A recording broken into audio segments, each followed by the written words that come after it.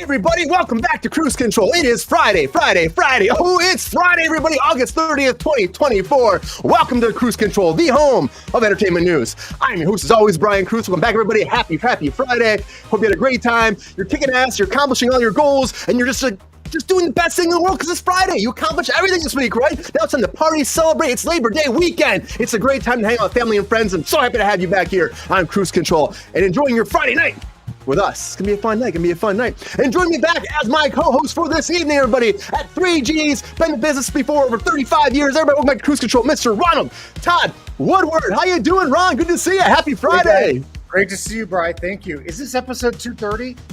236. Woo. 236. All right. Right? It's wild. Can you even believe it? It seems like hey, babe, what's up, Peps? Hey. It seems like we were just at like 100 like 2 days ago. Now we're like 236. Like we got the 2,000 subscribers, which is crazy. So that was fun. And like things are just moving and rocking and rolling. You know, it's really awesome. It's been fun. I can't believe we're at 236. How's your week been? Good? Week's been good. It's been it's been good. I've been having fun. Nice. Well, I'm so happy to see you, Ron. We're gonna have a great time tonight. It's again Friday. What's up, Buck Rogers? Good to see you, man. William Buck Rogers back here again. Thank you for being here. Colossus Rex. Colossus Rex back. I haven't seen you in a long time, Colossus Rex. Good to see you, man. It's been a long time. So good to see you. Welcome back to Kruse Control. What's up? And joining us too on Kruse Control, everybody. Of course, it's Friday. He's got a libation in his hand, and he's got that bald head coming forward towards you. Everybody, welcome back to Kruse Control, the thirsty daddy himself, Mr. GR Waters. How you doing, GR? I'm doing great. It's Friday. Yeah, it is Friday. How's your week been, GR? Pretty good. Getting warm again today, though. It was nice the last 2 days. It cooled off a little bit.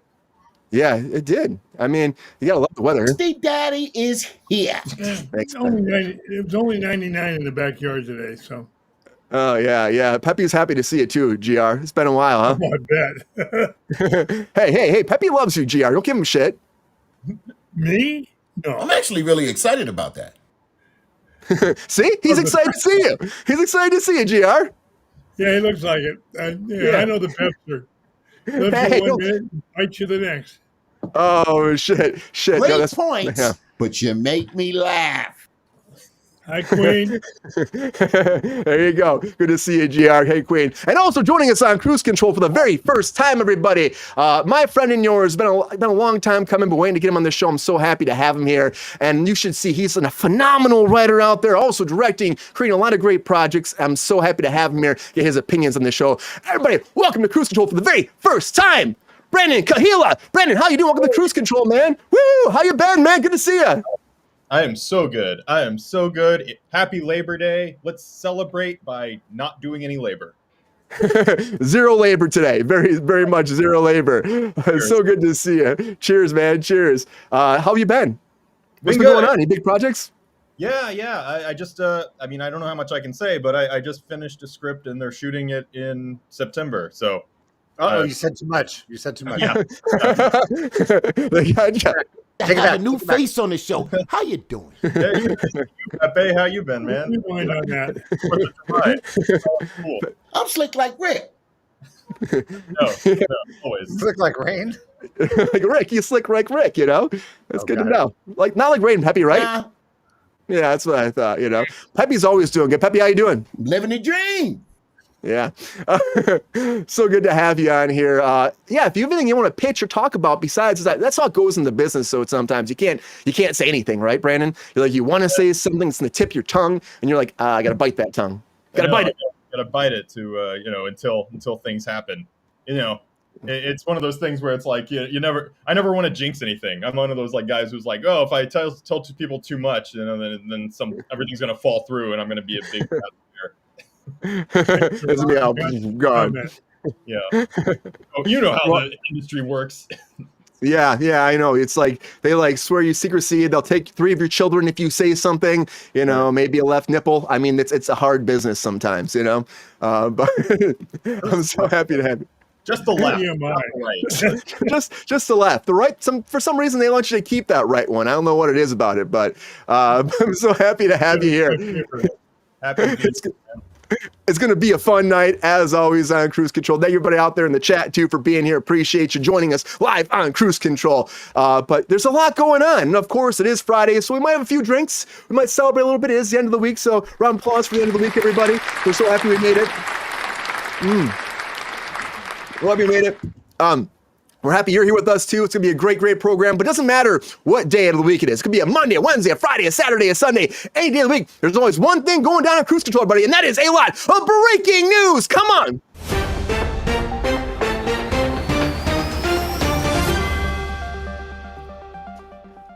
All right, the very first thing that I want to talk about right now is Beetlejuice, because Beetlejuice is just hitting the airwaves right now. People are going nuts about this. They got a 4-minute standing ovation at its premiere. Everyone's saying it's great. And it's better than the original. They're saying it's better than the original. All the cast excited. The reviews are coming in. It's doing great on Rotten Tomatoes. Like, I think it's like in the 78%, something like that right now. So they're saying this movie is good. And people are asking where Alec Baldwin's not there, or Gina Davis, but Tim Burton came forward and said that there just wasn't a spot for them in this movie. And he said that just, he's doing a different kind of storyline. And so he didn't need them in the movie. Not that, Alec Baldwin was problematic shooting guns and being arrested. No, but the fact that it wasn't meant for the storyline. So overall, it is doing great. I know Ron's excited to talk about this too. I'll get to Ron here in a second. But a lot of great reviews about this. A lot of great reviews I'm very excited to see. And it's a big win for WB, but a big loss for WB as Michael estate suing WB. That's right. They're suing them. And John Wells, producer, came forward and said this is a betrayal, a personal betrayal, because WB is producing a project called The Pit. And The Pit is very much like what they're saying is ER. So there was an idea that ER was going to happen again. They're going to do a reboot series with WB and the estate of Michael Crichton. But then on top of that, it fell through. It didn't work out. And now they said that they're actually making this Pit, but it's just the ER. That's what the estate's saying. It's just ER. Like, what are you doing? You're just trying to rip us off. And they're saying it's not like ER. It's not kind of ER. It's not sort of ER. It is ER with the executive producer, writer, star, production company, studio, and network plan for the ER reboot. So this is going to legal battle right now. What will happen? Let's wait and find out. But insiders are saying that it is a little different, but at the same point, it is the same characters, same emergency room situation, same story. So they might be just ripping them off overall. But you know what? We'll have to wait and find out, because lawsuits are freaking tough. Look at what Joey Lawrence is going through right now. He finally stepped forward about what happened with his divorce. And he said he takes a deep sense of responsibility. He wants to respond to these allegations that he was having an affair. That's what came out this week, that he was having an affair. That's why the marriage actually fell apart. And he said that's not the case at all. There were claims he was in an affair with Melina Elves, who was his co-star on his new Christmas movie. But he said, no, that did not happen. We're understanding each other. We understood where we're coming from in our lives. We're friends. Nothing ever happened physically. And he said that he was clinging to the hope that he could save his relationship. But in his heart, he knew that it was beyond saving his short 2-year relationship, and it had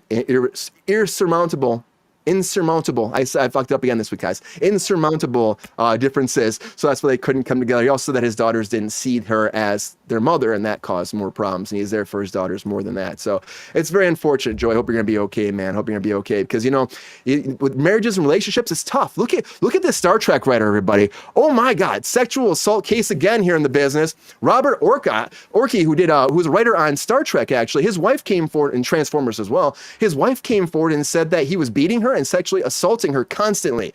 Adele Heather Taylor, his wife, who was an actor on The Blacklist, Hail Caesar, and more, she said he was bipolar and alcoholic and would fly into violent rages, and on top of that would call her a slut and a whore and would drag her around the house and beat her, leaving bruises all over her body. Fuck. And then on top of that, he would say that she'd like to be raped, and he would rape her always. So I mean, like, I don't know what kind of marriage this is, but it's nothing fucking good. It sounds like something straight out of the playbook of Vince McMahon, because Vince McMahon, everybody, was of course shitting on girls. Talked about that a long time ago.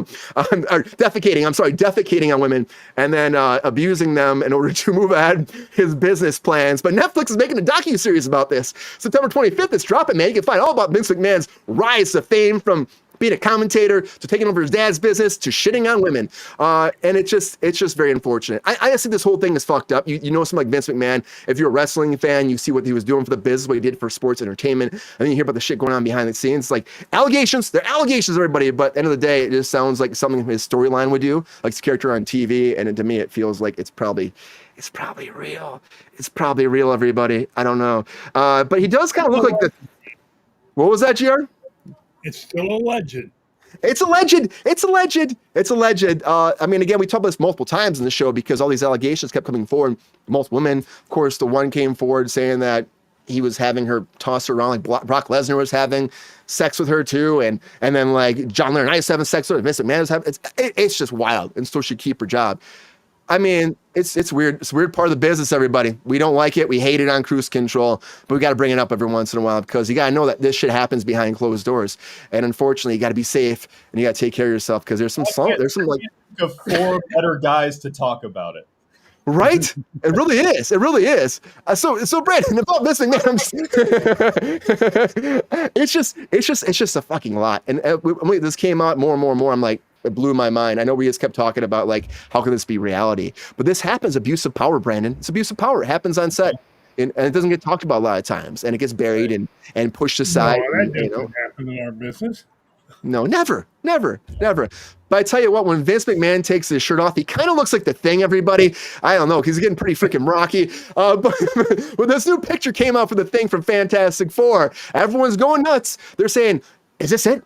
Is it just practical effects, or they put CG on top of it? There's all these people like going crazy, wondering. And I'll tell you this might be a great practical like suit they're going to use for this project. I hope it is. I hope that's what this is. It could be a stand-in. People are saying this is not a fucking stand-in thing. I've worked as a stand-in. A stand-in does not wear this kind of outfit. This is either the actor or a double. This is not a stand-in. And on top of that, they might use some special effects on top of it, but it's pretty fucking dope. I think it's pretty cool. So hopefully, when this does come out, we'll get more answers. But our very first sneak peek right there of the Thing rocketing out for the new Fantastic Four first steps. And that's a reboot I want to see. Unlike Scrubs. Guys, Scrubs reboot.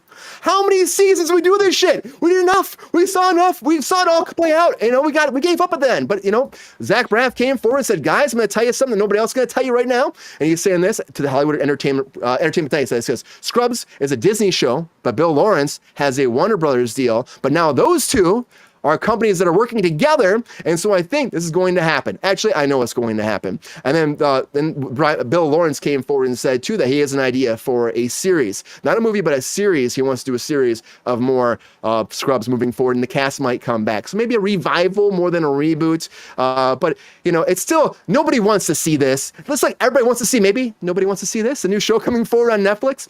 I worked on this, so I want to just talk about this briefly. Netflix dropped the official trailer for Nobody Wants to See This.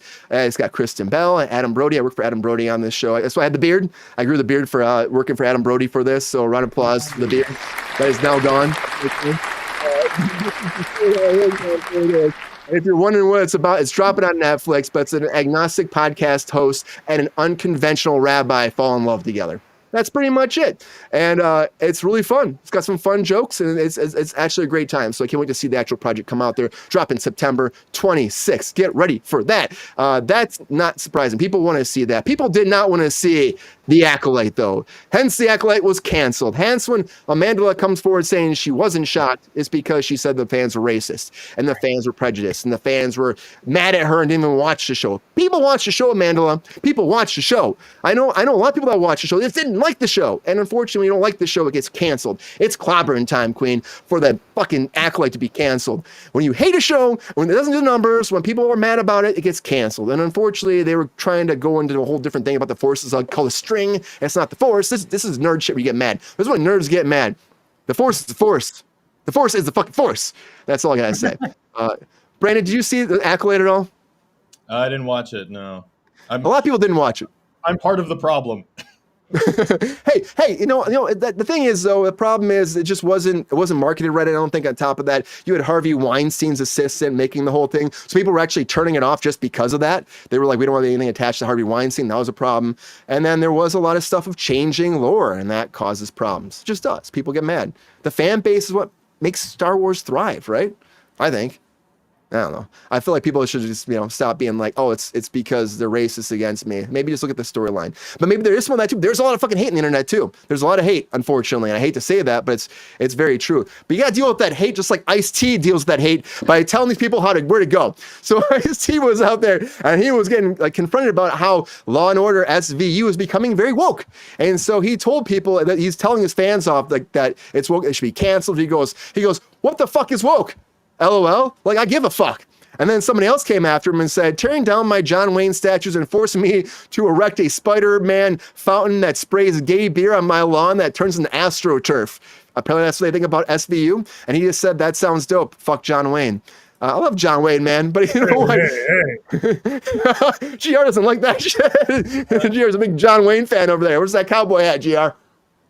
It's in the closet. That was the big problem. Like, with no hair, it won't stay on my head right. Yeah, they won't stay in your head. You know what the problem was on the show that people thought it was quote unquote too woke? SVU. I know. Yeah. They just said it's an overall. All the arcs are just becoming woke. That's what they were saying. Like every arc, every storyline is woke, and I think it's again bringing in, different characters and different backgrounds, and people are getting mad about. Which unfortunately, I mean, this is a show about like crime of the week, and it could be anybody causing the crime of the week, right? So like, why are we arguing about who that is? You have the same people solving the crimes. I don't know. I agree. But I think he did it, he did it in his Ice-T way. He kind of slapped him across the face and, and then continued forward. Ron's laughing about it. Ron knows. He metaphorically just bitch slapped the people and move forward, right? Absolutely. And sometimes that's all it takes. And you just go, hey. He did it best. He didn't get in politics, And No, that's what he said too.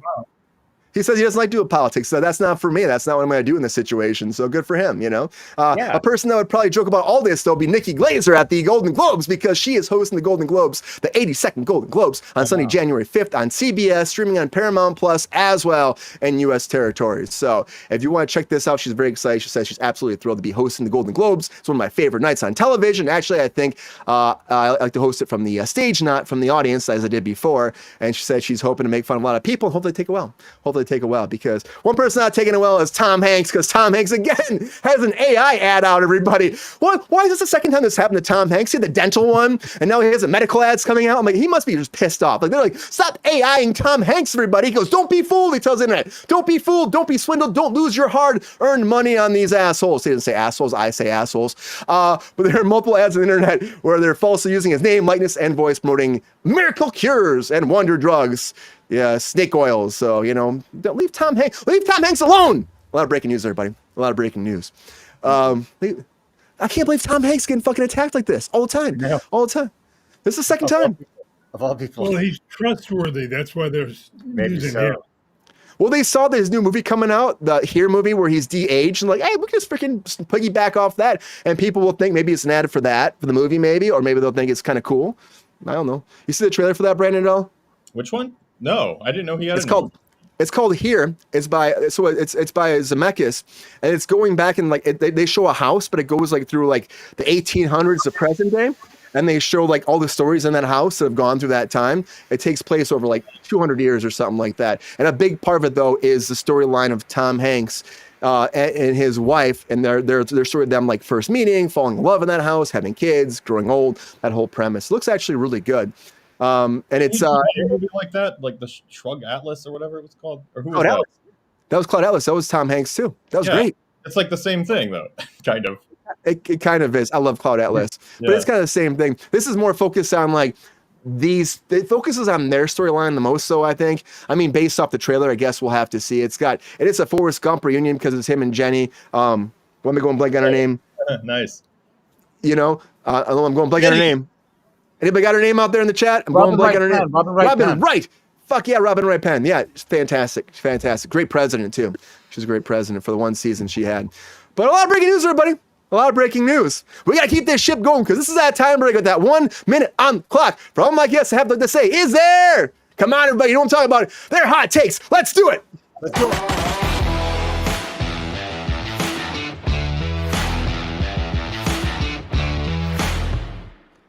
All right, now it's that time for those hot takes. This is time to put 1 minute on the clock, and all my guests get 1 minute to break down all their hot takes for all the latest breaking news. But we have 12 topics today. That's not bad. I know you guys ask for more all the time, Ron. I'm going to give you 15 again sometime, but can they make for that bomb blows up? That is the question. And who will be the hot take master for this evening? And Brandon, I know it's your first time on the show, so you're probably like, hot takes. I don't know if I really warned you too far about this. Right. Before I do a hot take, though, I have to say, those segues were amazing. You're the king of segues. Well, thank you. I try my best. I try. It's like a thing, it's a thing at this point. Yeah, absolutely. make fun of people, but also move the show forward, you know? And they're gonna shit on me someday, but that's okay. It's hot take time though. Speaking of domestic abuse. See, domestic abuse. I want to talk about slapping down these hot takes. So, anyways, okay. So the way this works, and I will not have you go first, Brandon. I should have probably had a conversation with this. If you have the list of the breaking news, the email list, you might want to bring that up. I'm going to give you 1 minute to break down your hot takes for all 12 topics. We got this whole breakdown, this whole thing. This is your time to shine. You're 1 minute. Oh, I'm up here. No, I'm gonna have you go last. I'm gonna give you some time, Ron. Right? That's fair, right, Ron? He should go last. Oh, yeah, absolutely. I was gonna have him go last. Okay, so Ron, as my co-host for this evening, is it gonna be you or the Thirsty Daddy going first?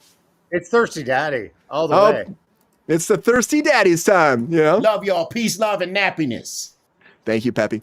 All right, GR, how you feeling? You feeling good? You feeling like these hot takes locked up, ready to bust it out there on the screen? Oh, GR, we can't hear you. Uh-oh. His hot takes went so crazy, he lost his microphone. So crazy. Well, Ron, you might have to go first. I guess I'm up. While GR figures that out, we'll go to Ron first. Okay, Ron, are you feeling frisky, Frankie, and over the top, ready to kick some ass with these hot takes? I'm not feeling frisky. I don't know what Frankie is. Okay, I'm here. I made it. All right, Ron, I believe in you. Here we go. Woo! All right, Ron, hot takes in 3, 2, 1. Hot takes. Here's my standing ovation. That's incredible. I can't wait to see this movie. I'm so excited. You know what? Michael Crichton's family, wait, they're suing. No, they're being sued. Oh, I got that wrong. Okay. Joey Lawrence, I read his letter last night, and I don't know. I've got some stuff to talk to you about that, Brian. We'll talk about it. Star Trek. Oh, wow. I'm so not surprised. Netflix, another documentary. Okay, cool. The Thing, my dad did the original Thing. So I hell yeah. around that set. Scrubs reboot. I'm not ready for that. I don't need that. They had 11 seasons? Yeah. And Medea, okay, I don't even know what that is. Ice-T. I just think that's so funny that he won't shut it. They're too woke. I think that's great. Nikki Glaser hosts the Golden Globes. I think that's pretty cool for her. I didn't see it coming, but I think she can do something with it, right? And then Tom Hanks. Why is Tom being picked on? I don't get that. I don't get it. I don't get it, Ron. Yeah, it's crazy. So there's I got him. You know what, Ron? Great hot takes. Hot take. How's it feel? Oh, it feels great. I'm going to go to Disneyland. Woo! Great hot takes, Ron. Great hot takes. There's a lot going on. A lot going on. Great hot takes. Great hot takes. GR, what happened? We hear you now? Well, I hope so. I hope so. Hey, we hear you now. No, There you are, man. I just refreshed it. I know what happened. It said it was working, but it was lying. Yep, there you go. I knew there was. Down. They can't keep you down, man. The microphone. Brandon, it wasn't ready for these hot takes. That's what it was. The microphone was not ready for the hot takes. It was scared. Too hot. You can't. I can understand that. It's the pressure of it. The pressure is Damn, insurmountable. I'm too sober for this. Peppy, calm down, man. All right, GR, here you go. As you know, Ron did a great job. I don't know if you saw his hot takes at all, but it's some competition for you. Okay, well, let's get some tough competition for you. But you are the thirsty daddy of hot takes. So get slick, get Rick, get slappy, get happy. Here you go, GR. Hot takes in 3, 2, 1. Hot takes. Beetlejuice, a 4-minute standing no. There's not a ghost of a chance of it not being a hit.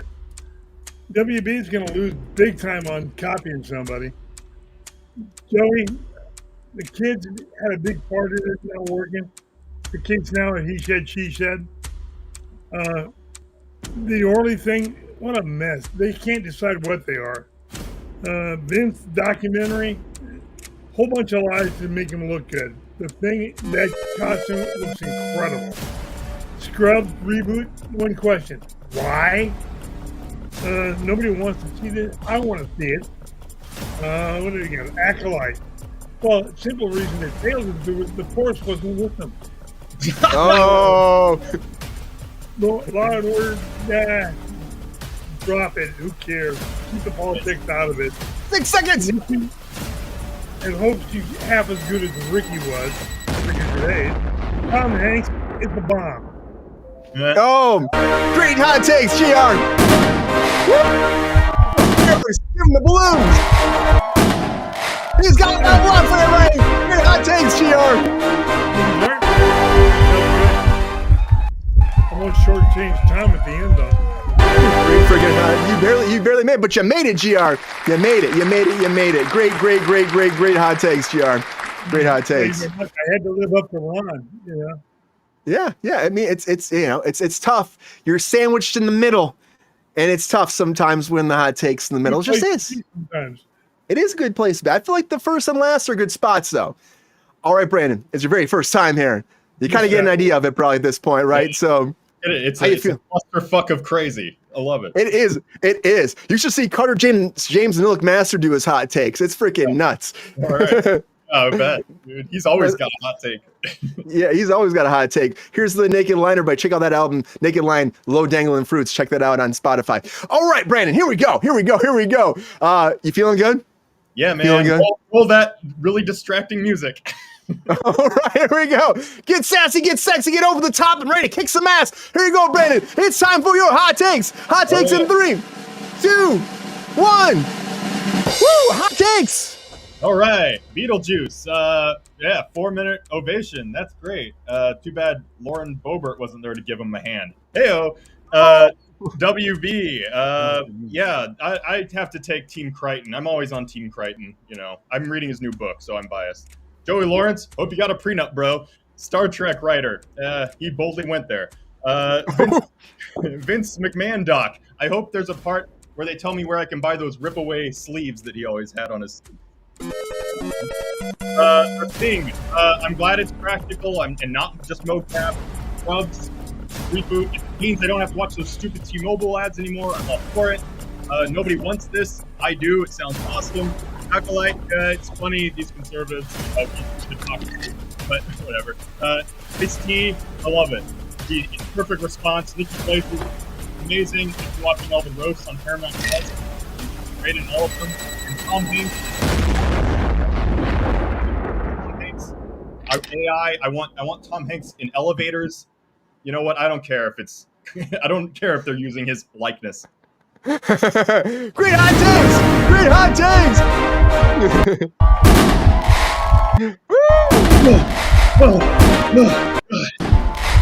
Oh, it's awesome. Great hot takes! Thank you. Thank you. Please, everybody sit down. Yeah, and the crowd goes wild. Great hot takes, Brandon. Yeah, you freaking made it. You know, a lot of people don't make it on the first time. A lot of people just don't. Yeah. A lot of people that have been doing it for a year and a half, 2 years, still don't make it. So great job again. It ain't me, man. Yeah. And then one of our regular co-hosts here, he hates it when I give him this. Nice. There was none of that tonight, though. None of that. Great hot takes. All right, I'm going to start a poll right now out there. You tell me who you think wins hot takes, everybody. It's your time to vote. Let me know out there. Let me know. Here we go. Thank you, audience, for being here on Kruse Control. All right, let's talk about some of this stuff right now. I know, Ron, you had something to say about the Joey Lawrence situation. So how are you feeling about this? He did put that whole thing out there. He was talking about his daughters, talking about his family, how that just didn't work out before. And he didn't really mention his new daughter at all about, like, not being able to see her, right? I didn't see anything about that at all. How do you think about this situation? Like, what do you think about his take on the whole, like, his publicity push out there on social media? Well, there's a couple things on that. You know, I was reading some of the comments with his post, and everybody said you can just leave your private life private. You don't need to explain all this stuff, which is very true. I don't think that he does unless he's overcompensating for something. Something's really sus about him and that lady, the girl from the Christmas movie. That he said they had a really nice bond, and sometimes that can be that can mean many things, but sometimes that could be really intimate. And so, um, I don't think he should have done this letter. I don't know. I don't really know why he did that letter. He doesn't need to. It doesn't. It's his business. And he never mentioned the baby. He talked about his 2 older girls. Yeah, he never mentioned the baby at all, which I was kind of surprised about. On top of that, Yeah. I'm like nothing at Yeah. all. Like the daughter that you can't see until there's like no rights at all for him right now. So No, she's like, yeah, she said she doesn't want any spousal support, and then there's like no rights until the daughter's at least 3. It's Mhm. strange. It's very strange. At that point, it's like a weekend, but he has to be there, and nobody else can watch the kid. And then on top of that, too, it's like until she's of age to make her own decisions. There's no long weekends, long stays. It comes down to down to the wife, and it just seems like something else is happening. The fact that you're right, he's always a good dad. He's compensating. Always good with the girls. He's always good. With yeah. them. He was, Yeah. I mean, you could tell how much he cared about them on the show. Yeah. And when we worked on Melissa and Joey, but on top of that too, it's like, and he did say that about his daughters, like he does really care for them. There must have been something weird about their relationship that he's pulling it out there and being like, hey, like my daughters didn't like her, pretty much. That's what he's pretty much saying. My daughters didn't like her, and that was a problem for the relationship too, which is, it says a lot right there. It says a lot right there. But I just feel like there's something we're missing here. There's some piece of the pie. And Joey is like, I know Joey, it's that person where he would want to explain things, I think, too. I think he is. Like, he does like to put it out there and support himself. But like at the same point, it just seems like we're missing some. There's some in between the lines, we're missing some facts. Because but then he said he wasn't cheating. It doesn't really explain anything. It's just it just kind of tells things that we kind of knew. So I don't know what the point of it was, and it almost felt invasive reading it because it was so personal from him. Yeah, it's like why you bringing us into this right now? Right, like, right. Like, I'm like kind of weird about it, but then he's again, this is a big moment in time for him, I think, too, because it's PR. It's always PR. He has his own podcast as well. He's doing his own things. He's working on his own stuff, and so he probably wants to make sure none of that is affected wrongfully through this as well. Maybe his agent said he had to say something. Maybe he's got other projects coming on. It's it's such a game when you're an actor. You have to really like dance around things and explain things sometimes more than you would normally as a normal human being. You know. Not that actors aren't normal human beings, Brandon. I saw a look in your face. We're out there a little bit. Actors are a little bit out there. That's your own breed. Your own breed. This is not normal. This is not normal. It's just totally not normal. I just don't see it. I just don't see it. So Brandon, about this Michael Crichton thing. So the Michael Crichton thing, I know you're a writer, so that's a big thing too. It's like he wrote ER. That was a whole thing for them. You write ER, you put this together. They're negotiating back and forth to make ER work out as a new spin-off series. And then on top of that, it falls through. So when it falls through, they think this is done. It's not going to happen. It's not going to move forward. And then you get this new show coming forward called The Pit. That seems vaguely familiar to what they were going to do initially with this script, with the new ER. Have you seen that happen before in the business as a writer? And is that like a red flag right away that you would want to fight a situation like this? Well, every time I've pitched something to a big studio or even a small studio, sometimes they make you sign a thing that says like, hey, if we happen to have something in development that looks and sounds just like this or along these lines of a show, you can't sue us. And every time before I pitch a word, me and my writing partner Andy, we had to sign these things, not NDAs, but like these agreements that we won't sue these guys if they basically, it kind of gives them carte blanche to rip off your idea, which is not great, but it's kind of just par for the course, unfortunately. If you want to pitch to these guys, you got to sign these things. So, I mean, is it a thing that's rare in the industry? No, not at all. But having said that, I do feel maybe it's like, to play devil's advocate, there's a lot of medical procedurals. So I think the case everywhere that it's not, even though Warner Brothers is like, this is an original idea. It's like, no, it isn't. No, it's not. The show's been done 20 times already. Like there's no, including Scrub. We just find a way to put a new different character as our main protagonist in here to be like, okay, this is what we're gonna do now. We're gonna put him in an ER room. Yeah. Bam, go ahead. This guy has autism. This guy is missing one leg. This guy, is I don't know. This guy has crazy hair. You know what I mean? There's always like a thing that drives the narrative.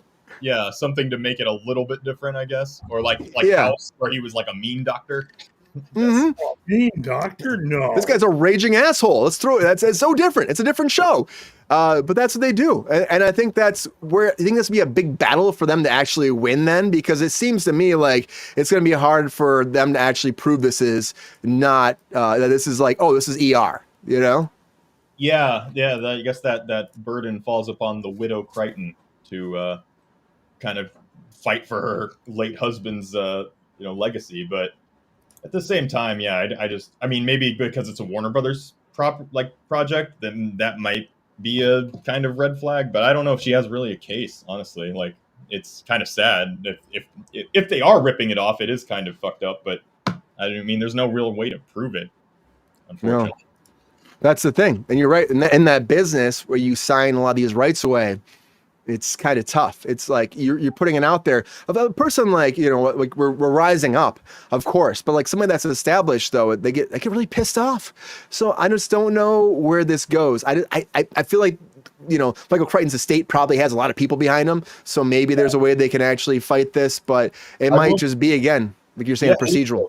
That is good that they finally somebody because writers are so unknown to the general public, but like a big name like Crichton, that's actually got some gravitas to the general public. I think that's actually, it'll be interesting to see how the case goes, and it's cool that it's kind of up on the big world stage right now. Yeah, it might actually help a lot of writers out there change this dynamic, which would be great. We already went through a lot with the writer's strike, and and there's less jobs now because of that, because the producers are hiring less people, and there's still a big battle going on with that too. So hopefully something like this does shine light to how much we need writers and helps them fight these battles against big producers, because it's a big deal. And you know what? And the writers are the big heads of creativity. They're the ones making the shit. They're putting pen to the paper. They're bringing the realism to the world. So. It's very important. It's very important. Thirsty Daddy, welcome back. Let me ask you, you're supporting Scrubs right now. We're talking about ER, but you were like, I want to see Scrubs. Why do you want to see Scrubs come back? Didn't you say you want to see Scrubs? Hell no. 9 seasons of it was more than enough. I swear you said you wanted to see Scrubs. I said why? Okay, it's okay. How about this Vince McMahon documentary? Do you want to see that? It'll be a good story, a good bunch of lies. They're going to try to make him look good. Yeah, and that happens. I've met Vince, and he's a dirtbag. You don't say. That's the nicest thing I can say about him. He's got grapefruits, GR. That's more than I need to know. This is a joke right now, everybody. We are a 3-way tie right now on the hot takes. So, Brian, I wanted to say something about Joey real quick. Mm-hmm. He's a great guy, and I think this whole BS about not seeing the daughter for till she's 3 and all that shit, that's just a bitch going through a divorce that wants to be in control. Mm-hmm. Yeah. But I mean, there's something behind that. There's got to be some reason. She sounds like a woman scorned. So, it seems it seems like there's got to be something, GR. There's some rhyme or reasoning that this is happening. There has to be. The reason is simple, Brian. She wants control, so she's throwing stuff up there. But when it comes down to it, she's going to have to back it up with proof. Oh, yeah. Otherwise, the judge will go, fuck you. You're right. Buck Rogers, Crichton also did Jurassic Park, which we're going to talk about later tonight, too, a little Jurassic Park talk. But, yeah, a lot of great freaking stories that, you guys got to read his new book that they released posthumously, Eruption, about volcano explorers. It's more than posthumously. It was written by somebody else, put his name on it. What? Was it? No, it wasn't. Was it? Half of it was. Excuse me. I've got 3 authors on my bookshelf that died 7 or 8 years ago, and they're putting out books. I mean, good writers have a lot of stuff in the works, but not 7 or 8 or 9 years later. GR's calling shenanigans. I heard. Yeah, Patterson finished it. It was I don't know where Crichton stopped. Like they they've been very Like the first page. so far. Yeah, right. I know. Like it could be. Who knows? First page. Like, here's a He wrote page. Get it work. Do He the wrote rest. the title and the prologue, and then he kind of went from there. Yeah, exactly. Well, when you got one foot in the grave and the other on a banana peel, it's hard to write. Oh boy. But okay, so here's the thing right now. I gotta go with this hot takes thing. So here's the thing. I guess do I start another poll, or do I just does everybody win tonight? I mean, it's 33% for everybody. Whoa. And it's a three-way tie. Wait, That's Heaven the has first. to be the deciding vote then. Yeah. I mean, We need a death match. We need like a phone-in person to be the person. If Tom Cruise were here, we'd just be.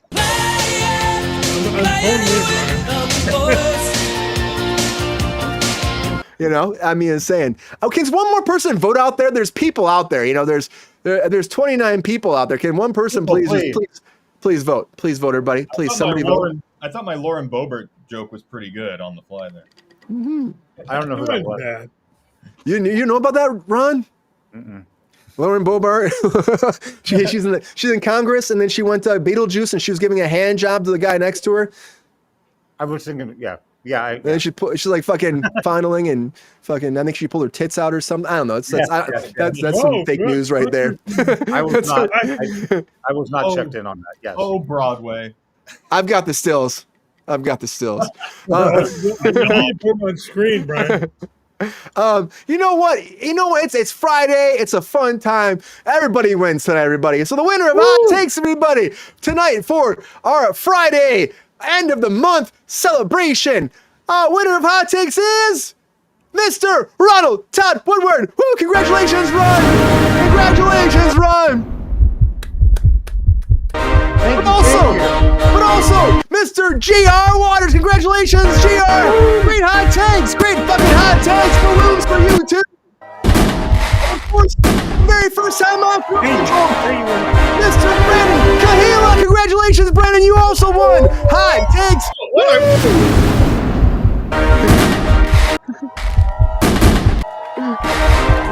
Very emotional man. Congratulations to you all. Congratulations to you all. Great hot takes. Round of applause to you all. Applause to you all. Appreciate you. Okay, thank you. Thank you all. That was long hot takes, but great hot takes, everybody. So awesome. So happy to have you here, and thank you all for voting. And 30 people out there. Wish more of you were voting, but keep watching. It's a great time. It really is. But hot takes are they're not easy to come by. They really aren't. But something else that just really isn't easy to come by is somebody that can play Britney Spears. And Britney Spears' biopic is moving forward. We talked about this before this was happening, but now. Is Emma Roberts the person to play Britney Spears? Does that make sense to you, me, and the other guy? That's the question. So can we talk about Britney Spears?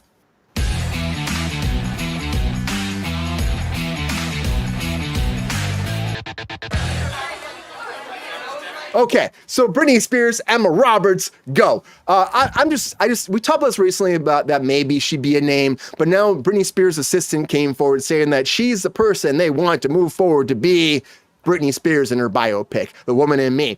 Now, I see Emma, and I've worked with Emma before. I think she's a talent, of course, but is she Britney Spears? We got them side by side right now. We had a bunch of names that are thrown out there.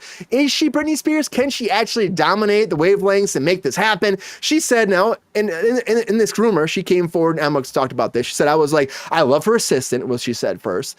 She was talking to Cosmo about this, and she said, it's my dream come true to play Britney Spears. It's a rumor, but I hope that maybe it'll come true. I remember a lot myself. I remember listening to In the Zone and said, I cannot leave this room until I memorize all the lines. And she said, as a millennial, she's also singing to her new child about this as well. She's like, God, this is probably weird, but it's some millennial parenting. So she wants to be Britney Spears. She wants this to happen. I'm going to tell you right now, I don't think she's Britney Spears. I just don't see her. Get somebody that can actually. Now, if Jordan were here, if people here, I know people tell me all the time that Britney Spears can't sing that well. She can fucking sing. We don't have Emma singing at all. We don't have no idea how Emma can sing. Maybe she can sing for an actor. That's great and all. But I want somebody that can actually sing, perform, and make this happen. I worked with Emma. She's nice and all, but sometimes just give me a performer that does the song and dancing, goes there, and make that person be the queen of pop, Ron.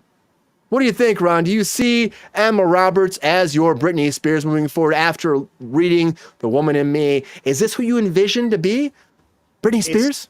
It's not who I was thinking of last week, but you know what? I'm looking at some pictures of her right now.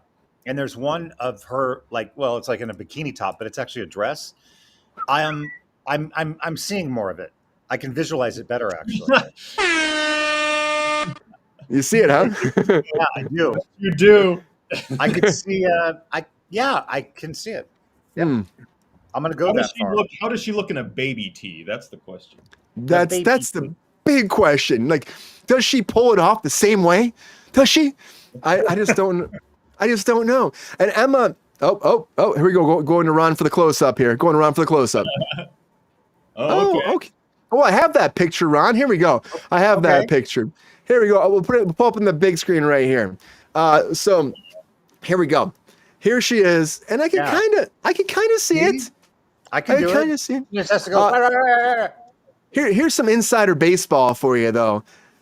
She's very difficult on set, and I so knew you were gonna go there. But what you were saying, I'm like, she must be a bitch. I mean, Never met a blonde that wasn't difficult. So you have first-hand knowledge of this, Brian? Yes, yes. I worked at American. I mean, you know what? I don't. Brian, it's not like nobody's dealt with difficult people before in Hollywood. It's true, and she can be a sweetheart at times. But you hear about. I worked on American Horror Story, and I know about her and Evan Peters' relationship was not good.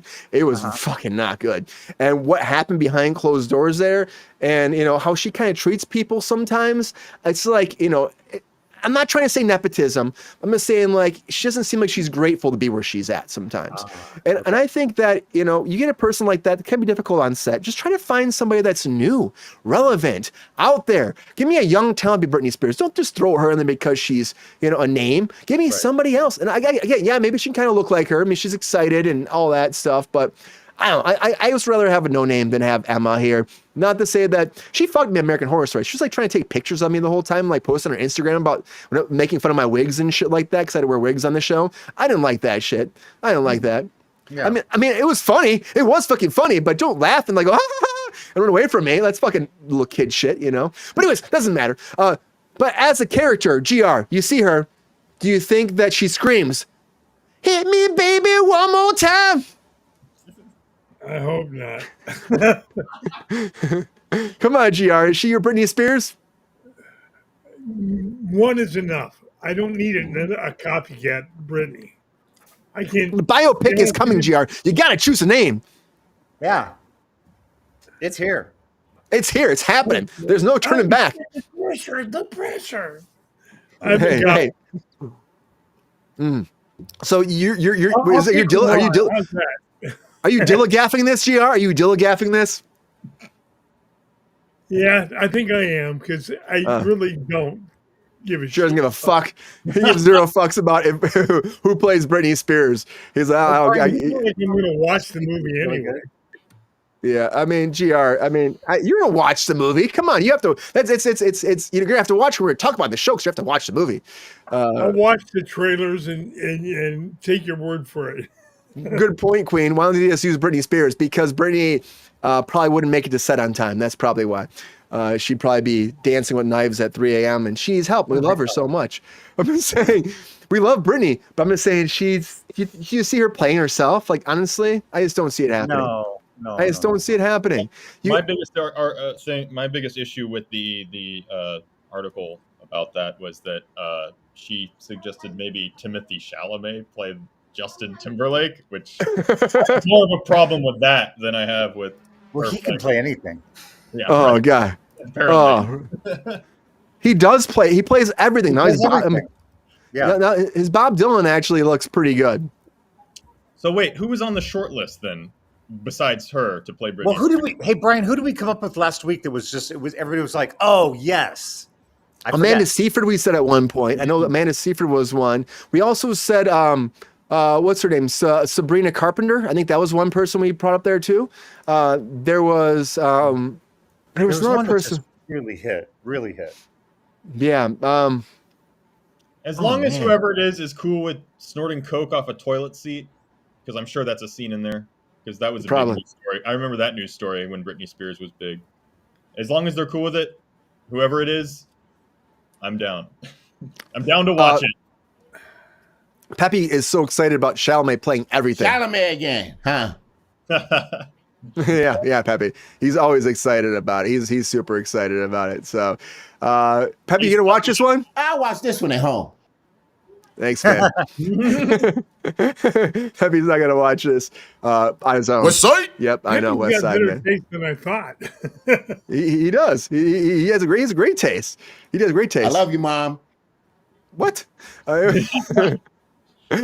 Anyways, so yeah, Britney Spears is coming forward. Hit Me Baby one more time. Maybe Emma Roberts will play this part. She wants it. The assistant wants it, which again, maybe that's Britney Spears talking. Who knows? But I think overall, we don't know until we know. And I just think maybe we go with somebody else. Who was it? Sabrina Carpenter. There's another name out there. It was just like that was good. Yeah, I mean, I came up with it. but I Freaking forgot. Friday wrong. We can't remember. I know. maybe they can poach Judy Garland and have her play it because she was supposed to play Madonna, and the Madonna thing is still kind of being push.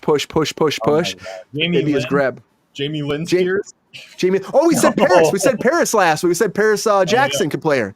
That's what we said last week. That was it. Yeah, because we were talking about the musical vibe last week. Yeah, Paris Jackson. Paris, yes. I'm all about Paris. Maybe we throw Paris in there. That's what I say. But I mean, we'll have to wait and see. But Britney Spears' biopic is moving forward. And apparently Emma Roberts wants it. The assistant wants it. So will this happen? Only time will tell. Maybe and we only just time. Just scrap it. Just scrap the whole movie. We have that kind of power on the show, right? We do. We have all the power. We have the legality. We have the reasoning. We have the law behind us, Brandon. We have the law behind us. And the law is very important on Kruse Control. We tell the truth, live with the truth in Kruse Court. And I want to take one thing to Kruse Court right now. And that's, is Christopher Reeves the best Superman? Let's find out in Kruse Court.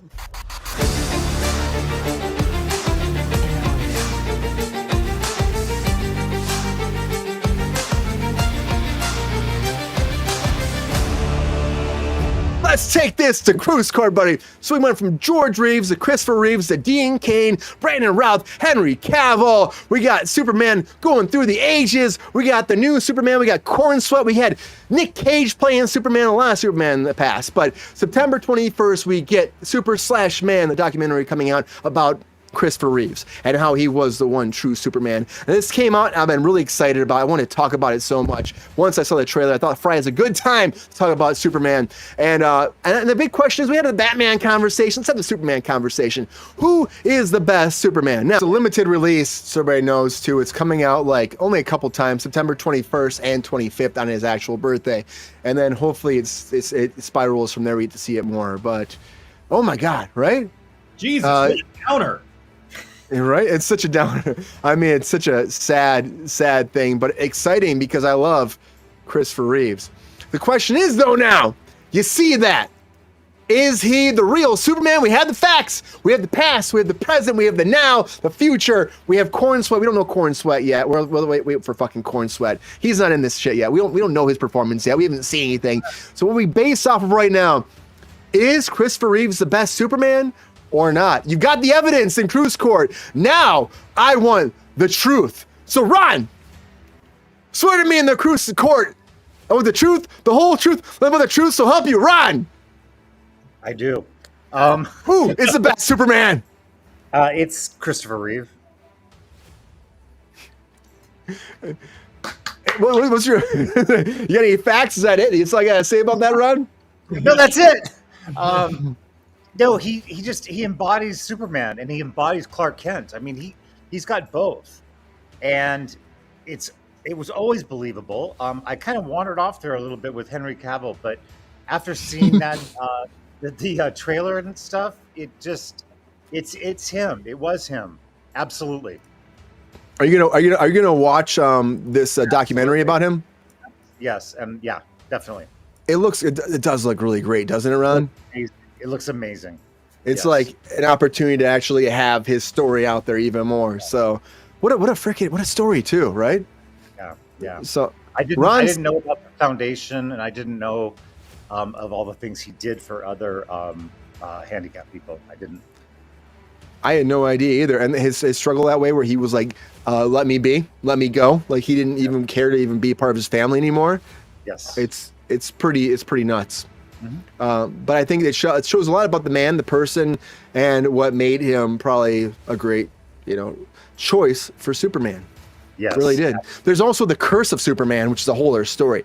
It's George Reeves, the way he died, what happened with him. There's a curse. I mean, Henry Cavill hasn't been hit yet, but it's good. You better watch his ass. That's all I gotta say. But so Ron's saying, of course, Christopher Reeves, but we're not. That's not it. The Court of Kruse is not done. There's more people here. Brandon, I want the truth. Objection. Oh shit. There we go. I'm gonna move this over for you. I want the truth, the whole truth, and nothing but the truth. So help you, Brandon, about Kruse Court right now. Do you think that he is the best Superman ever, or do you think that other Superman are the best and that we should leave Chris Reeves in the past? Do you promise to tell me the truth? You can't play that like heartfelt like trailer and then make me be like, nah, actually, Hey man, this is Kruse Court, man. I can't tell you how to feel on top of what I show you. That's the evidence. Personally, and this is probably not indicative of anybody else in the world, but like I like Brandon because his name is Brandon, but also because he, like, when I was 22 and that movie came out with Kevin Spacey or whatever it was, that was like the coolest thing, where like you had the glasses. And like there was actually little things on the screen that told you when to put the 3D glasses on. You remember that, Brian? I saw it in the Dome in San Francisco. It was like crazy. It's like this huge wraparound place, and it was the same thing. It was amazing. That was so distracting and weird. Like in the middle of the movie, these like little glasses icons would flash. And, I gotta put them on. Oh, take them off. Oh, put them back on. So like just the personal memory I have of that, I gotta go Brandon.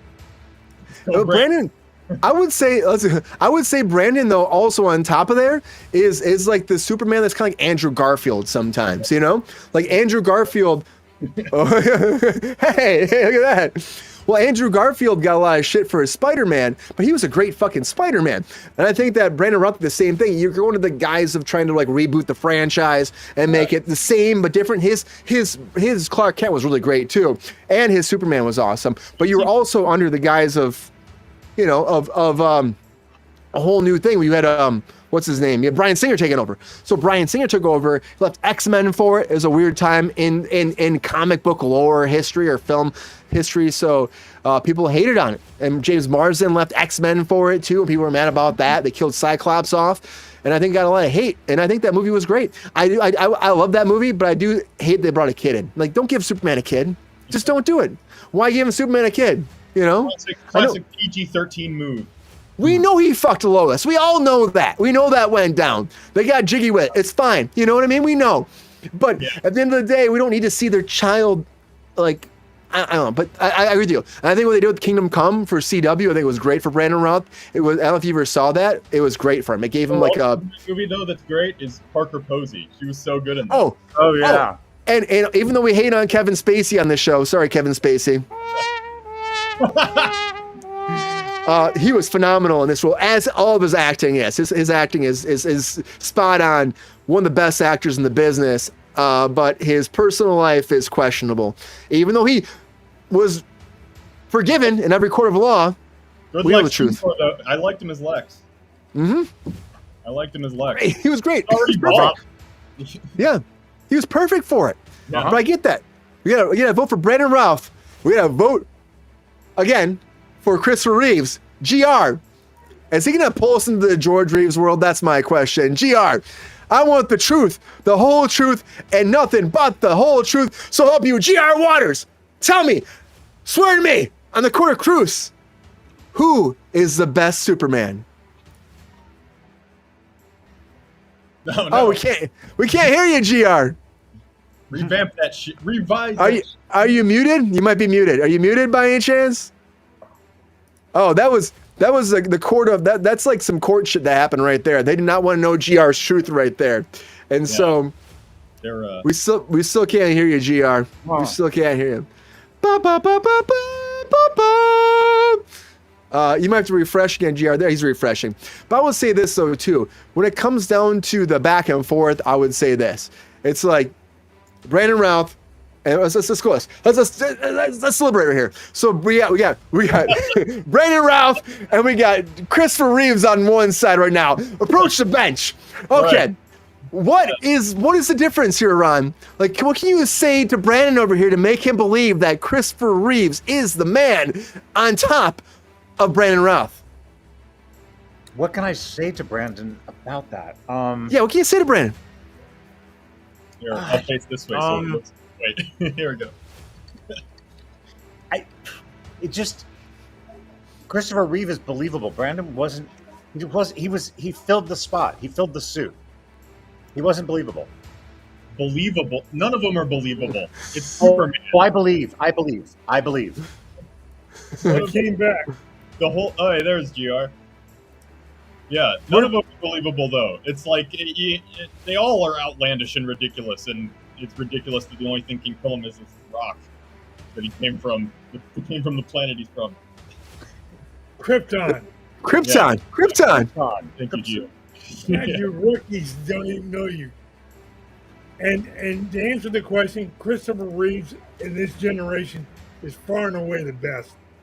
All right, GR. Hey, hold on. I'm putting you back in the sand. You were sworn out and you disappeared, GR. I gotta swear you back in. Do you promise someone the whole truth, nothing but the truth, so help you, GR, the Kruse Court? I swear you. You the Vulcan shit? It's good. It works. What do you think, GR?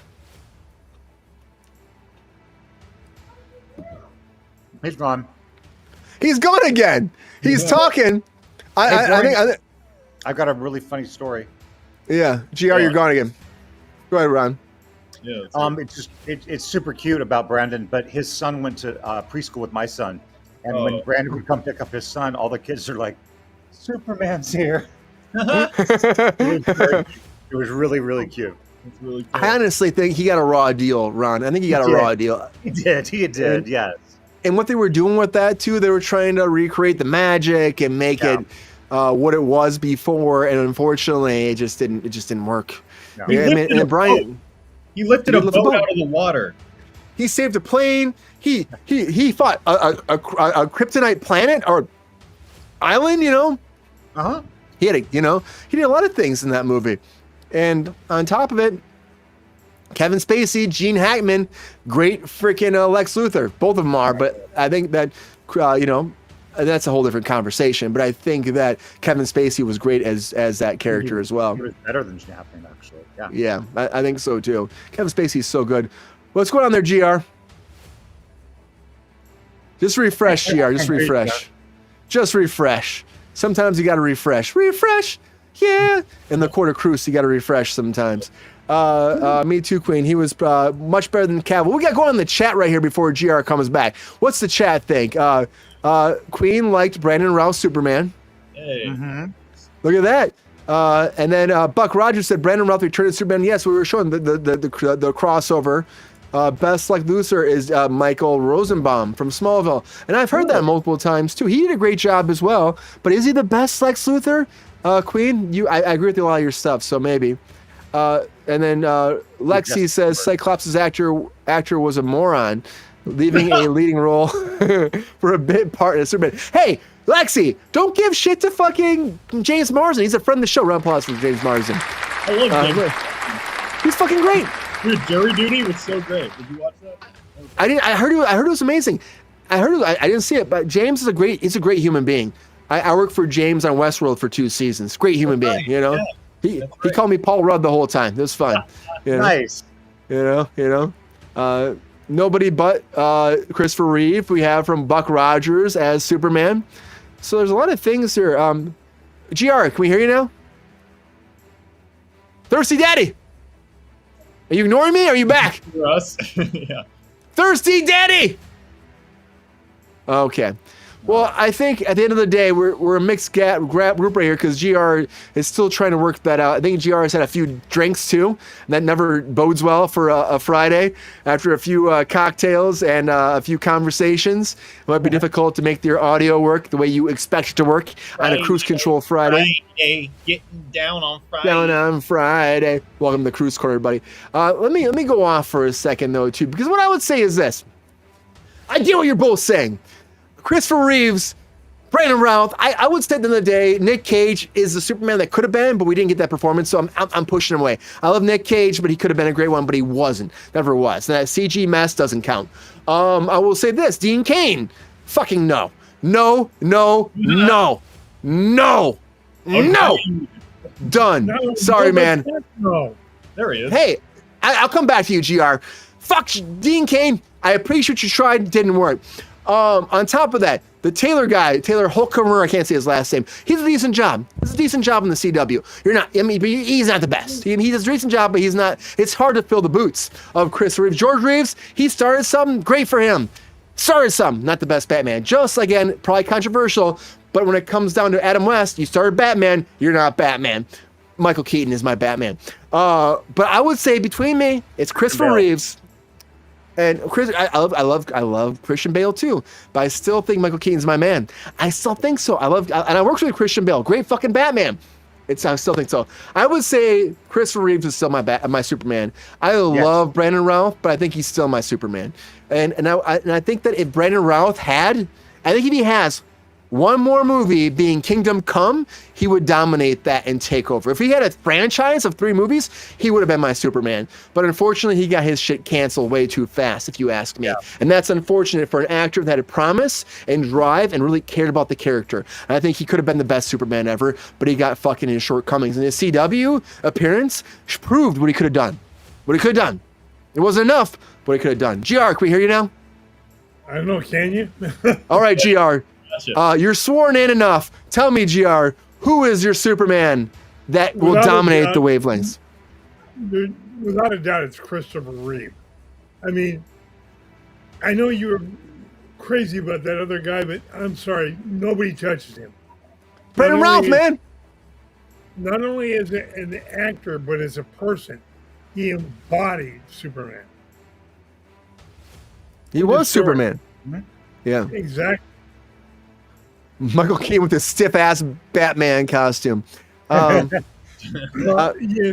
costume didn't have nipples, so, there is that.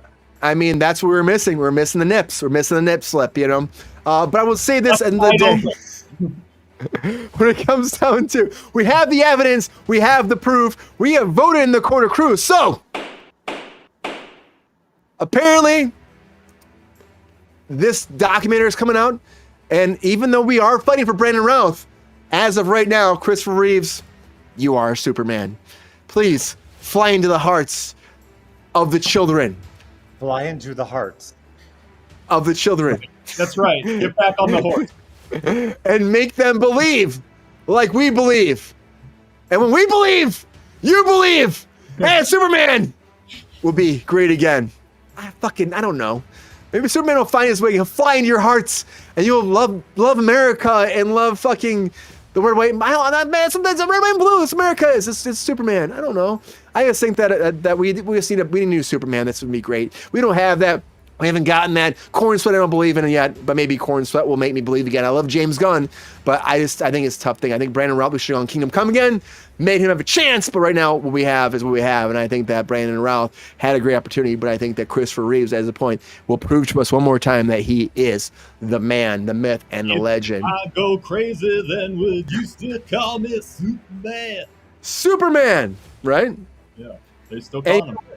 But a reboot, Brandon, will never make it happen. A reboot can never solve your problem. Look at Jurassic World, we're rebooting, and we have the premise, we have the plot, we have the story. So let's talk about Jurassic World reboot in our feature story of the night.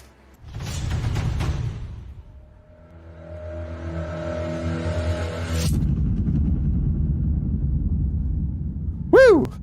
All right, let us talk about Jurassic World, because Jurassic World from Universal and, of course, Emblem Entertainment, they've already talked about this for like months. We've been having this conversation, but now we have a release date of July 2nd, 2025, and on top of that, we have a title. It's called Jurassic World Rebirth. Okay. 5 years after the last one, not a bad title. You have Scarlett Johansson, Jonathan Bailey, you have Mahershala Ali coming in here, and then we have the actual premise. We've been waiting to hear about what they're going to do. Are they going to have dinosaurs with machine guns, or are we going to do something different? That's been the question on our minds for a long time. That was a real, we told us all the time, there was a real conversation that went down, guys, a real conversation. But in Jurassic World Rebirth, we see a team racing to secure DNA samples from the three most colossal creatures across the land, sea, and air 5 years after the events of Jurassic World Dominion. Now the planet's ecology has proven largely inhospitable to dinosaurs, and those remaining exist in isolated equatorial environments with climates resembling the one in which they once thrived in years ago, of course, in prehistoric times. And on top of that, the three most colossal creatures within the tropical biosphere hold the key to the drug that will bring a miraculous life-saving benefit to humankind. So the idea is they have to get this dino DNA to fucking fix humanity. That's the idea. Scarlett Johansson plays Zora Bennett, a skilled covert operations expert, Black Widow, contracted to lead a team of top secret mission to secure genetic material from the world's three most massive dinosaurs. She has her team operatives. There's a civilian family and a boating expedition that they capsize. They have to save, and when they save them, they get I guess, capsize on an isolated island with dinosaurs. Of course, if they find an island with dinosaurs, that's where it goes down to. And then also that we have Bailey, who's a paleontologist played by called Dr. Henry Loomis. We have Mahershala Ali playing Zora's most trusted team leader, Duncan Kincaid, and the story director of the story, the creator is of course coming forward, Gareth Edwards, to direct the whole premise. And it's a script by David Coep, who wrote the original Jurassic Park back in 1993. And so we have this premise. We have to go to an island. We get trapped on an island where we're trying to get dino DNA to save humanity. That's pretty much it. Scarlett Johansson is a covert operative. We have her team. They're going in. It's kind of like Jurassic Park 2 a little bit, if you ask me. You know, they had to go to the island Isabel to get the DNA. Also written by David Koepp. Also, right? And so you have that idea where you're going into another island. And on top of that, I think it's interesting. We don't have machine guns. I'm kind of upset about that. I want to see dinosaurs with machine guns. I wanted to see it. I'm sorry, guys. I still want to see it. But the idea is interesting.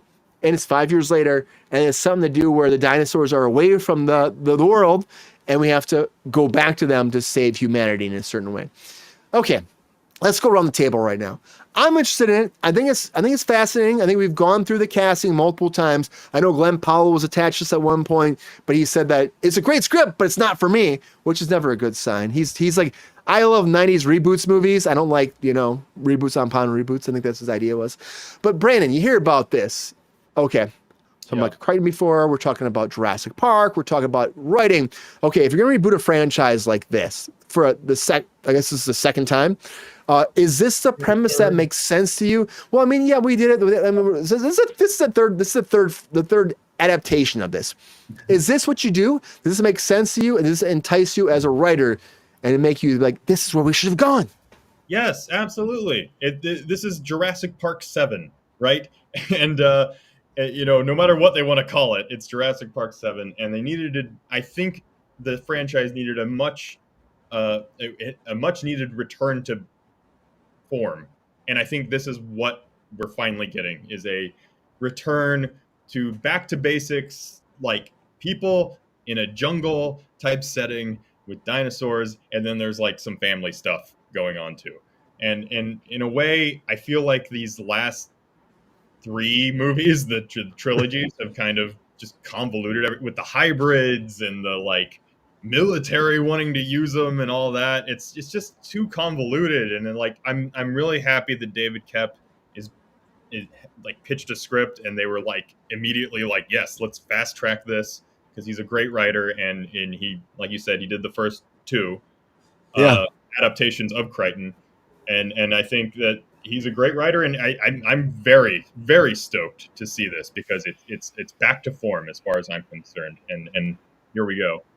let's do this again. And I mean, Scarlett Johansson, who doesn't love that? Oh, she's fucking great. Do you think there's anybody that like the original cast might creep in here somehow? I don't know. Probably not. I feel like they did the most they could in Dominion. they were like, yeah, we'll come back for these videos. But I mean, as much as I'd love to see Goldblum again, I'm the biggest Goldblum fan in the world. Right. Saw him play jazz piano. I've seen that shit too. He's so good playing jazz piano. He's amazing. But like, I would love to see him in there. But at the same time, I feel like what they're trying to do is kind of just be like you didn't see anything. These last 3 movies didn't count. So it's called Rebirth for a reason, right? They're trying to kind of get it going again, back to basics. Let's just scrub those last 3 and pretend this is the new sequel that you guys were all waiting for since 2001 when Jurassic Park 3 came out. Which again, I wish that movie would have been better. It was okay. It was just too short for me. I'm like, you find Alan Grant coming back, and it's like hour 20. That was a whole crazy thing.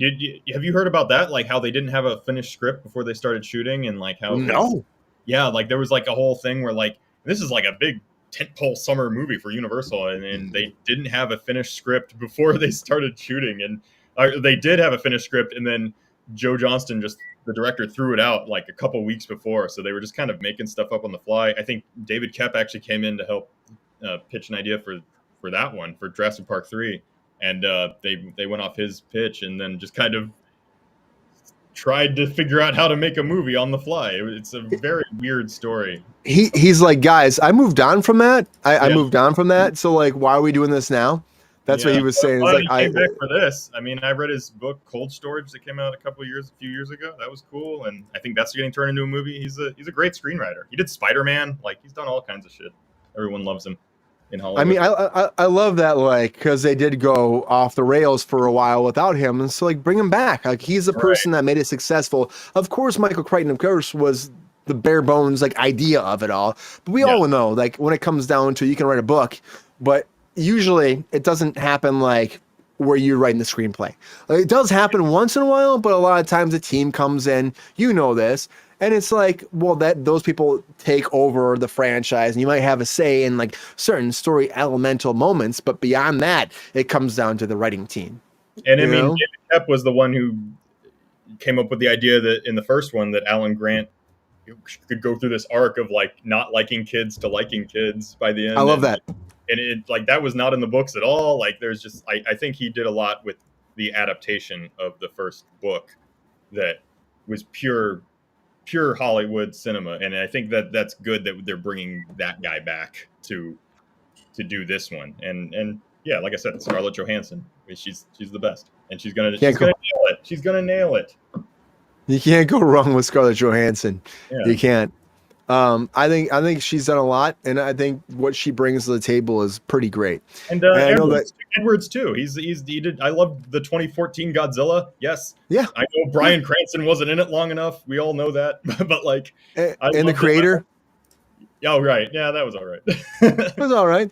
But I think that he's done a lot of great stuff, and I think it's different. It's futuristic. We're getting to different direction for the franchise. That's always fun. I think that's a smart thing. And you're saying, like, yeah, the Godzilla, of course, was a great movie. And I think the first one was really set the pace for what they were doing with that. But beyond that, like, they kind of drop the ball sometimes here and there. But I still love those movies. They're fucking great. Again, giant monsters fighting people, fighting monsters. And there's people like, oh, God, running away. It always works. It always works for me. There's no hate for that shit. Ron, you hear this premise, though, right? Do you think that we've had this conversation before about Jurassic World being rebooted again. When we first heard the news it feels like years ago, but it wasn't years ago, it was like months ago.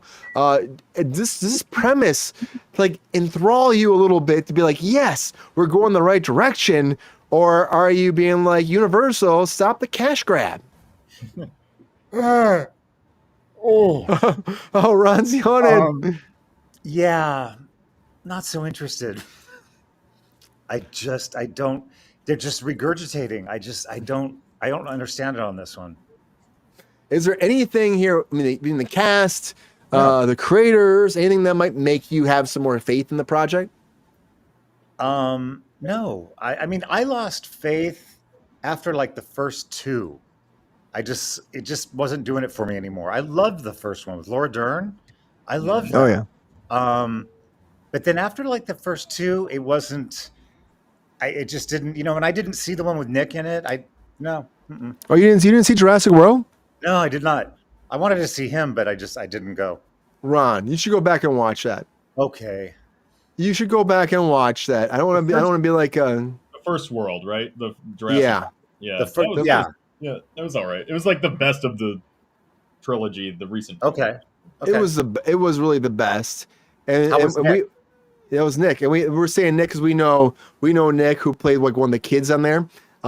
We worked with him on Melissa and Joey, and then we remember like we were working on the program, and he got that job, and then he had to leave for a little bit, and they're working around, and then I was so excited about it because like Nick was a great guy, and he was only the first one, which was very unfortunate because he didn't die or any shit. They just didn't bring him back after that one, and Nick did a great job in the first one. He's the older brother in there, the first one. Yeah, he's great. Yeah, I liked it. Yeah, I think that's a big thing with Jurassic movies is you have to get kids that aren't annoying, and I feel like sometimes they hit that mark and sometimes they don't.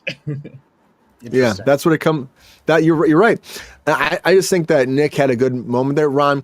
I mean, honestly, when it goes back to you watch the second, third one, and then Jurassic World, which is like the fourth one, I guess, technically, it kind of takes you back to the first one in a lot of ways. You see a lot of the Jeeps and the old building, and they go back to the original island. They had rebuilt the original island.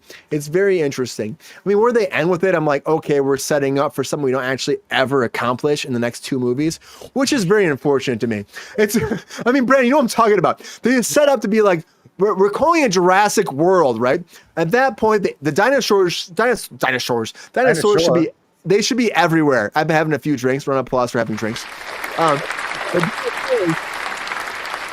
They should be everywhere. I wanted Jurassic World where they're everywhere, where you can't go down to fucking Chick-fil-A or like Carl's Jr. or Wendy's without a velociraptor trying to scratch your car up when you're trying to get a fucking bacon cheeseburger. That's what I wanted to see. We didn't get that. And that's what they should have gone with it. We also didn't get Dilophosaurus in those first two, which was annoying. The spitters. Yeah, until the third one. And that was a cheap sell at the end. It was a cheap sell in the last one. I agree. You kill the asshole again with the Dilophosaurus. You kill the asshole again. You kill Newman, but not Newman. He's pretty much Newman. You know what I mean? Yeah. Oh, Newman. He's like pretty much Newman. And it's like I just don't see why they did it that way. But they did. They did. We call that a repeat beat in writing. A repeat beat. Yeah. Okay. Yeah, they did the same beat twice. They killed the same type of guy with the same dinosaur. Oh, all right. I mean, that makes sense to me. But that's something that's an easy sell though for a lot of writers probably though too, right? And it's like, okay, we can. It was a nostalgia choice for the fans. We see how this is gonna like cause people to be excited about it. Kids never get eaten. They don't, Queen. Do you want to see kids get eaten in these movies? Is that what you want to see, Queen? Like, fuck. I get it, Queen. You've been here for the longest time. I get it. Kids never get eaten, Maybe they should. These reboots are ass, the God King says. Welcome to the show, God King. Hey, God King. You know what? It did kind of jump the shark when the kid killed the velociraptor with the gymnastics in the second one. Oh, I know. They went downhill the second one. And the third one, I was really hoping, but they tried to like recreate the magic of the first one again with the third one, the first original one. And I just like, I love Jeff Goldblum. He's so good. He's such a good fucking human being too. He's such a nice human being. And Ellen is great too. And Laura Dern, they're all great people, but just like, I feel like they just didn't have the story behind it. Thirsty Daddy, you hear about this, all right, man? So Jurassic World reboot, remake, redone is moving forward. Do you like this idea of this special ops team going in to get this Dino DNA? Oh shit, we lost Thirsty Daddy one more time. I think that's just fuck this. I hate it. Dillagaff! The motherfucker Dillagaff! Yeah, sorry, Thirsty Daddy. It's not working out too well for you tonight. Refresh. And something weird's going on at GR's microphone tonight. I'm just going back to Brandon with this because this is actually fun. More fun than that. So we love that shit on the Dino DNA. Yeah. But I just think they could do a lot with this. And I'm excited about it. But I think that people are fucking gun shy, Brandon. There's a thing of I think what's cool about what I just what you just talked about, the synopsis, is kind of, like I was saying, return to form. It's like the theming of the hubris of capitalism and like the big pharma company trying to be like, oh, we got to get this drug out of. And I like that there's a science slant. It's very Crichton-y. I think that's a true return to form. It's about kind of the dark nature of capitalism and that kind of thing. But also people getting eaten by dinosaurs. Which are all going to be eaten by dinosaurs. Like Scarlett Johansson's not going to eat by a dinosaur. Mahershala Ali's probably going to kill a bunch of dinosaurs. But I see this cast though too. I'm like, where's the Jeff Goldblum? We need a Jeff Goldblum in everything. You know what I mean? And I don't see a Jeff Goldblum in this cast. Ideological conspiracy. All right, Thirsty Daddy is back. GR, how do you feel about this? Are you excited? Hell no. I as I said, the dinosaurs. I love the show, but this I'll pass on. And Jesus Christ. Are you talking about not the mama? I'm sorry, guys. I don't know what I did. I breathed wrong, I think, on this show tonight. Yeah, somewhere it happened. Six reboots is a bit much. Well, I mean, it's not really 6 reboots, GR. It's more like we got 2 franchises. This is our 3rd franchise, Okay, well, I'll pass on this one. I mean, the concept is great, but it's like 4 too many, at least, maybe 5. I'm excited about this, GR. I mean, I get it, but I feel like I'm not easy. I am not fucking easy. I'm excited about this. I think that what we're doing here is we're trying to change the direction of the franchise. And I get that I get Ron's hesitation, GR's hesitation. I get it. I totally get it. But I think what we're trying to do is like make you and Brandon are just easy. That's all there is to it. No, we're not easy. We're cautiously optimistic. It's it's a fool me 6 times situation. Bullshit. Excuse me. Tim, I don't know what's going on in your personal life, but Tim says Ron equals rise in ratings and in my pants. So I don't know what's going on in Ron's personal. Ron, I don't know what's going on in Tim's personal life, but okay. that's out there. How did I miss that? I don't know. You're slipping, Ron. I don't know. I think the God King is very excited tonight. I love Tim. Yes. And Queen says there was one called Dinosaurs about alien dinosaurs who were fighting with each other on Earth. Aliens, bring aliens into it. I wanted machine gun dinosaurs, but I'll take this. Yeah, the problem with that, Brian, the T-Rex's arms are too short to handle a good machine gun. You're right, GR. That's why they will never win. They won't win. Unfortunately, they'll be killed off first. The biggest person sometimes be killed off first. Science. I just wanted to see. This. I'm excited to see where they go with this. Charles Johansson, great casting. Mahershala Ali, fucking dominating things these days. I just don't see the comedy. Even Bailey, I don't see the comedy. I need somebody that's gonna be funny. You had Vince Vaughn in the second one. You know what I mean? You had Vince Vaughn in that shit. Think about that. No one thinks about that shit. Vince Vaughn in the second one. The third one, you missed everything. You missed the comedy. Didn't work out. And then they had Jurassic World. There was really no comedy. I mean, there really wasn't. The third, fourth, and fifth. Let's get back to some comedy. Let's bring that back around. Let's figure it out, and then let's find a way to make dinosaurs like relevant again. That's all I can say. Brandon, you gonna go with theaters day one for this? Oh yeah, man. Chinese theater. I've literally gone to the opening since I moved here in 2015, or 2013. I've been to all the Jurassic openings at the Chinese theater. Oh yeah. So Jurassic World, Fallen Kingdom, and Dominion. So this will be the 4th one for me to go to the Chinese theater. I love the franchise. I know it's silly. Everyone has their franchise. Some people are Harry Potter heads. Some people are into Lord of the Rings. My franchise is Jurassic Park, or I'm a Parker, as we like to be called. Hell yeah, I'm a Parker too, man. One of my favorite things in the world is are freaking dinosaurs. I love dinosaurs. That's a cool image right there. Like that guy's about to get killed. Like that's awesome. Mahershala Ali. That's a callback to the first one with the flare and everything. I love it. Yeah. They released only a couple images. This is like the one with Mahershala Ali. And they released this one right here. Let me pull this up right now. Again, the initial one was Scarlett Johansson and Bailey here. They showed this one. They only released a few different images out. So we're still waiting for more. The trailer will probably drop before you know it. This is coming. Jurassic World Rebirth is happening, everybody. Get ready for it. And we'll talk about it as it continues forward. But I know I'm excited. And I know Brandon's excited. And GR and Ron will get on board. Absolutely. They'll get on board. Right. We're going to take you guys there. We're going to drag you guys to the theater. We're going to go. We're going to go, right? We're all going to go. Absolutely. If you're paying for the ticket, I don't care. Sure. Yeah, the Chinese theater. How much is that now? Like $40? Kruse Control's got it. All of our big money been making these for the past year and a half. Nice. We got it. Yeah, great. Thanks, The big movie you're making. Pepe's got to come too.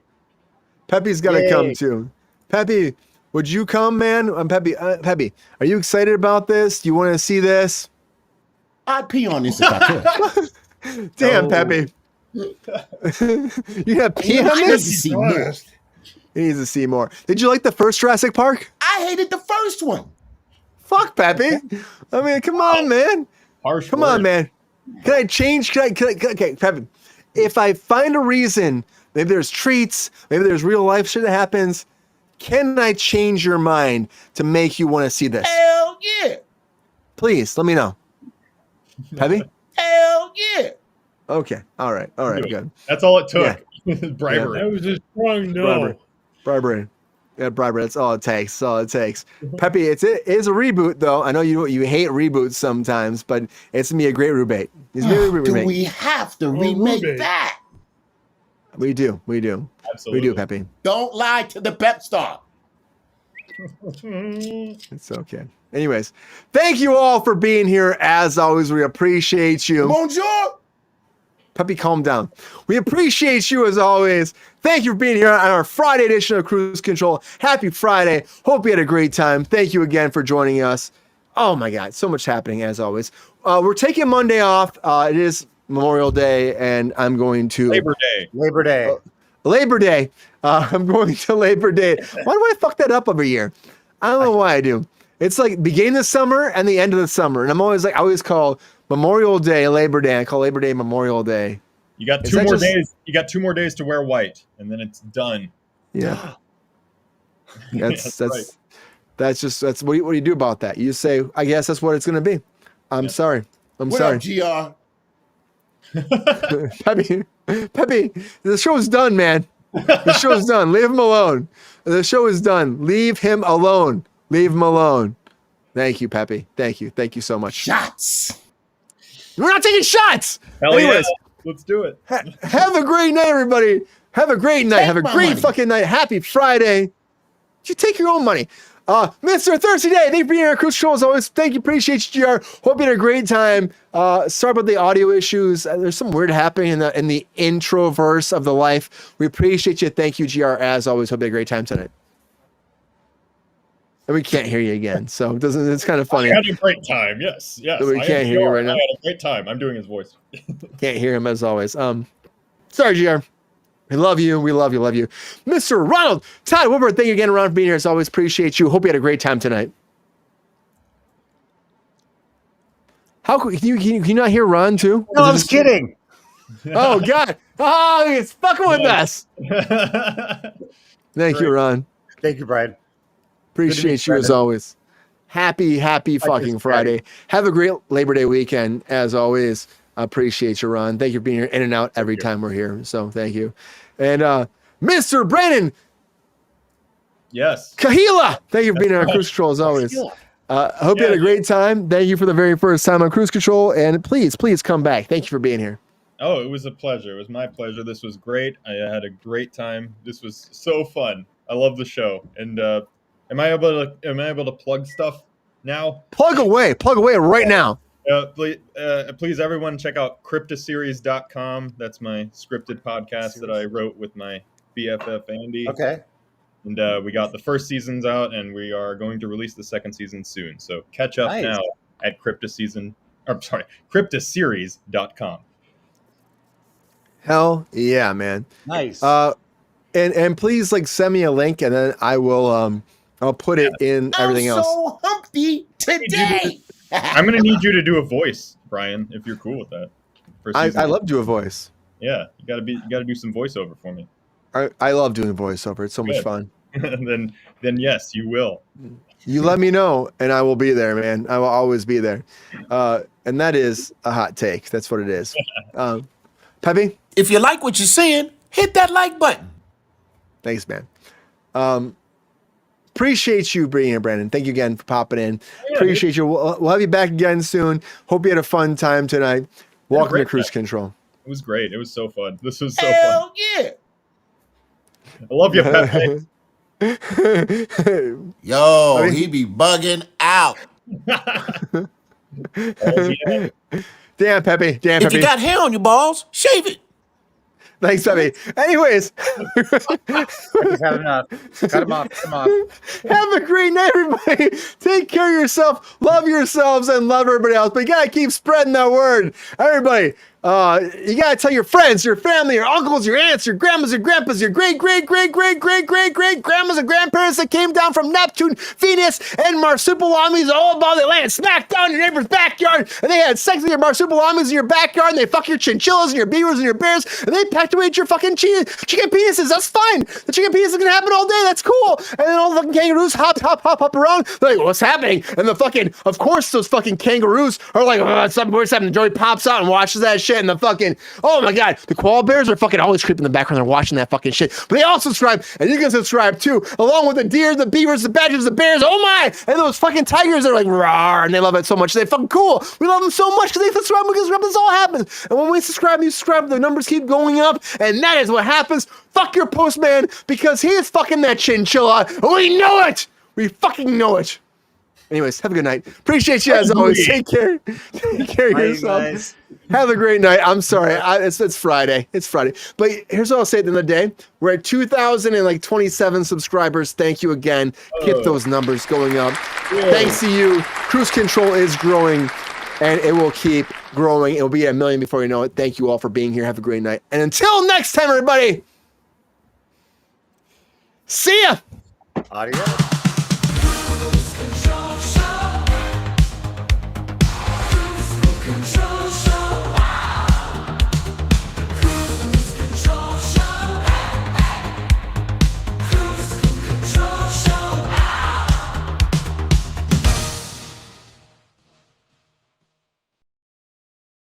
Yo, player, if you enjoyed this video, please like and subscribe and hit the bell to be notified when we are live. And if you are able to join our Patreon, please join. Because the pep star needs more snickety snacks. Because I'm hungry. Holla back.